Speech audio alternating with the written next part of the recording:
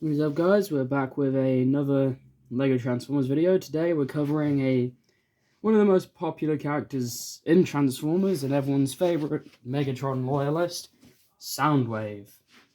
So Soundwave here is relatively close to his G1 alt mode, but this time it's not really been noticeable with most of the characters I've covered having Cybertronian alt modes and some of them being more standard and less upgraded, but a lot of my Transformers figures have a sort of cyberpunk theme to them, and the same goes for Soundwave here as a sort of cyberpunk radio type thing.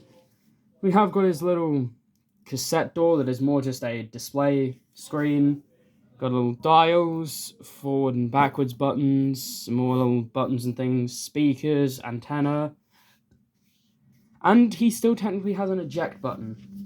And we'll also bring in we'll bring him in a second with the only cassette I really have currently being Laserbeak. But I'm completely fine with that. Figuring out how to do the others is kind of a pain. I did experiment with Ratbat and fucking Ravage, but I kind of just gave up on them a bit. But he is mostly solid when you look at the sides and everything. Then when you get to the back, he is kind of a mess. He has got some indications of electronics back here, so I don't mind it too much. You can also somewhat see where the head is. And of course, not massively loud, but certainly proud, is the Decepticon logo on his chest window. So the transformation is relatively similar to standard sound waves. First, we're going to flip this antenna down to the side slightly. Then we're going to move out. Hang on. His arm just broke. But we're going to move out the leg panels. Like that.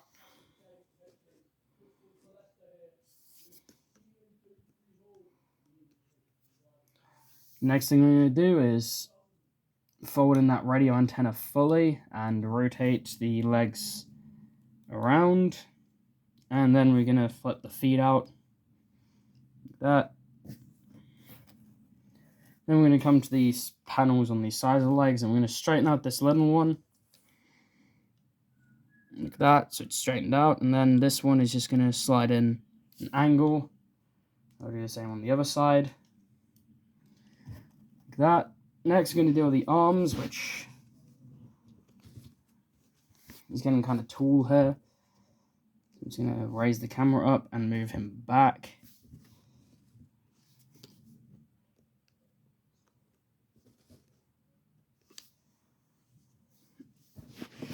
Next thing we're going to do is fold down the arms, which we're just going to literally, they just fold down like that and out and have these little panels on them.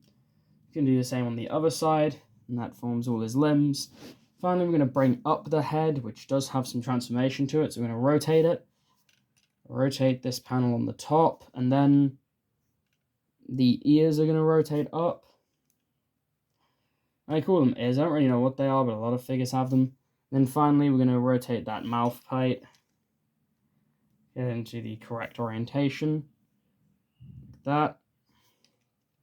And do it off camera because it's a pain in the ass. Basically, he's going to jiggle his neck up slightly on that joint, giving him his nice head.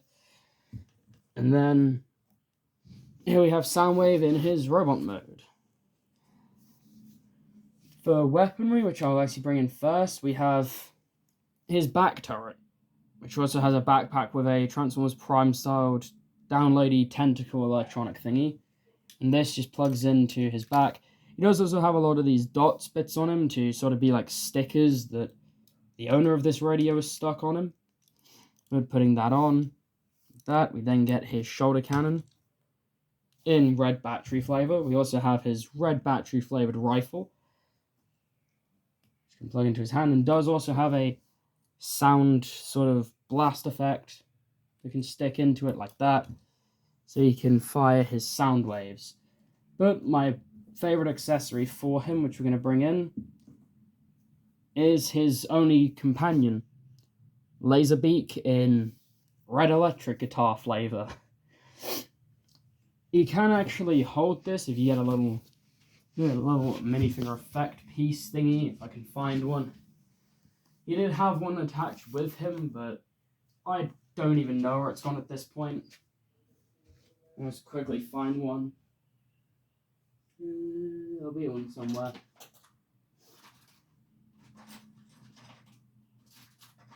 I think. Okay, maybe not. Hang on. I'm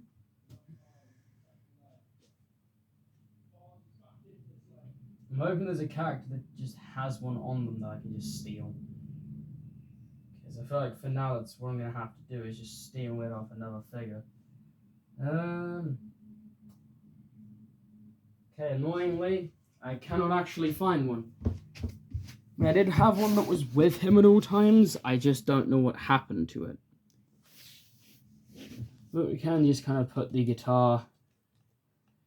You can pose him to be playing it, but without that stud, you kind of can't hold him. But we'll also transform Laserbeak here. So to transform Laserbeak, we're going to start with the wings. So these side panels on the guitar with these spikes need to fold down like that. And we're also going to rotate the tip like that. It's going to be the same on the other side. And just angle them down like that. Next, we're going to rotate this spike in on either side and just kind of rotate those out to form the wings. Then I'm going to form the legs by taking these pieces that are folded up near the top of the guitar and just folding them down. And then finally, we're going to bend the neck of the guitar down and we're going to shift this entire thing back like that. And that is Laserbeak in his bird mode. You can actually, due to this clip that is sat between the front legs, we take Soundwave and rotate this panel on his arm and put his arm up.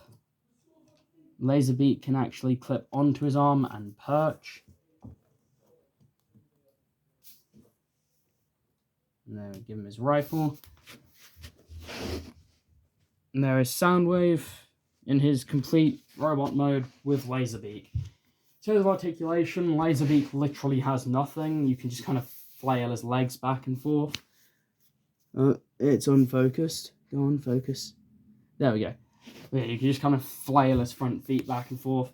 But we take him off Soundwave here. Soundwave has okay articulation. So starting off with his legs, we have a ball joint at the top of the leg.